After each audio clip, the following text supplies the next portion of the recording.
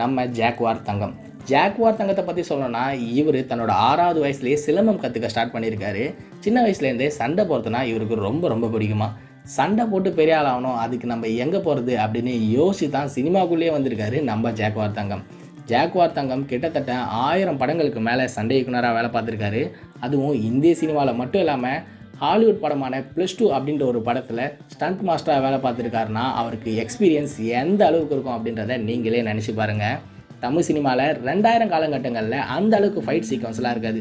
So அந்த காலகட்டத்திலே hero 110 பேரை அடித்து தூக்கி பாடுற மாதிரியான சண்டை காட்சிகள்லாம் வச்சு தமிழ் சினிமாலேயே ஆச்சரியத்தை உள்ளாக்கியிருக்காரு நம்ம ஜாக்வார் தங்கம்.